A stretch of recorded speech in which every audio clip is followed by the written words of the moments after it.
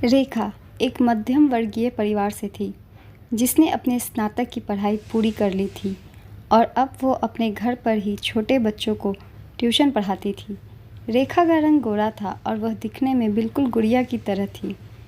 रेखा के माता पिता उसकी शादी के लिए एक अच्छे लड़के की तलाश कर रहे थे। तभी रेखा के चाचा एक लड़के के बारे में बताते हैं। वो कहते हैं कि लड़के का नाम अनिल है। वो किसी कंपनी में मैनेजर के पद पर है और महीने के 80,000 कमाता है। रेखा के माता पिता ने लड़के की फ़ोटो देखी तो उन्हें लड़का पसंद आ गया। जब रेखा की मां ने रेखा के लड़के को तस्वीर दिखाई तो रेखा ने कहा, जब आप दोनों को लड़का पसंद है तो मुझे भी पसंद है। अब लड़का और लड़की वालों के परिवार ने मिलकर शादी की तारीख तय कर दी। रेखा के माता पिता बहुत खुश थे कि उनकी बेटी की शादी एक अच्छे घर में हो रही है। पूरे धूमधाम से रेखा की शादी हो गई। अब रेखा अपने बचपन के घर को छोड़कर एक नए घर चली गई। कुछ दिन तो रेखा अपने माता पिता और अपने घर की बहुत याद आई। रेखा की शादी के अब महीने बीत गए थे। अब उसके पति अनिल पहले जैसा व्यवहार रेखा के साथ नहीं करता था। रेखा से वो चिड़चिड़ा रहता था। अनिल अब न पहले जैसा रेखा को प्यार करता और न ही उसकी बातों को मानता। रेखा को समझ नहीं आ रहा था कि वो क्या करे। वो बस रोकर अपने दर्द को कम करने की कोशिश करती थी। एक दिन रेखा को पता चला कि अनिल सिगरेट पीने के बहाने छत पर जाता है और किसी लड़की से बातें करता है। जब रेखा ने अनिल से पूछा कि आप रोज़ाना छत पे जाकर किससे बात करते हैं, तो इस पे अनिल ने जवाब दिया कि वो मेरे ऑफिस का फ्रेंड है, बस उसी से बातें करता हूँ और तुम अपने काम से मतलब रखो, ज़्यादा थानेदारी बनने की ज़रूरत नहीं है। अनिल का जन्मदिन था। अनिल के कुछ दोस्त उसके घर आए थे।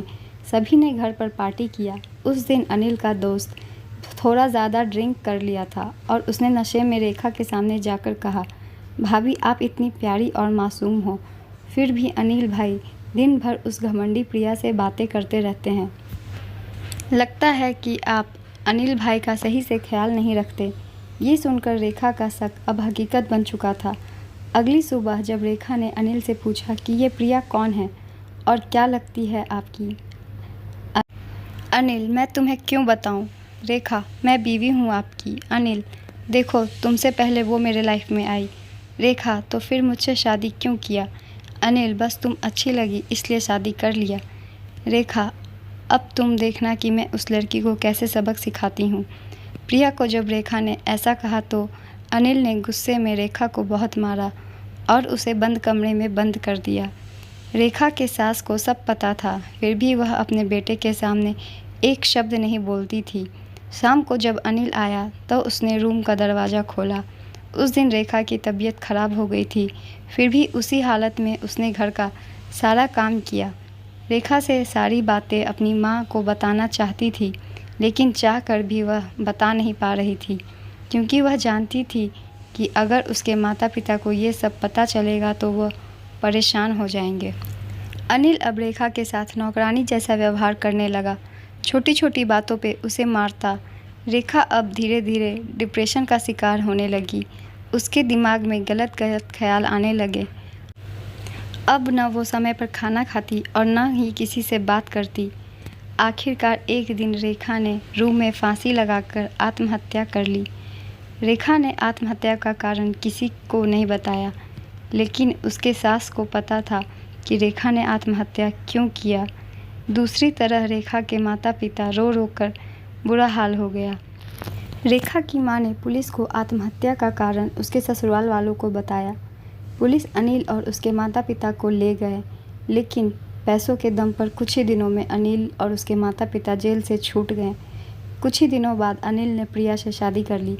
जीवन में अक्सर अच्छा दिखने वाला इंसान अच्छा नहीं होता, उसके अंदर कहीं ना कहीं बुराई छुपी होती है और वही बुराई किसी की ज़िंदगी को बर्बाद कर देती है। कुछ ऐसा ही रेखा के साथ हुआ, इसलिए अपने जीवन में हमेशा लोगों का चुनाव सोच समझ कर करें। अगर आज की कहानी अच्छी लगी हो तो वीडियो को लाइक कर दीजिएगा, चैनल को ज़रूर सब्सक्राइब कर लीजिएगा। Thank you.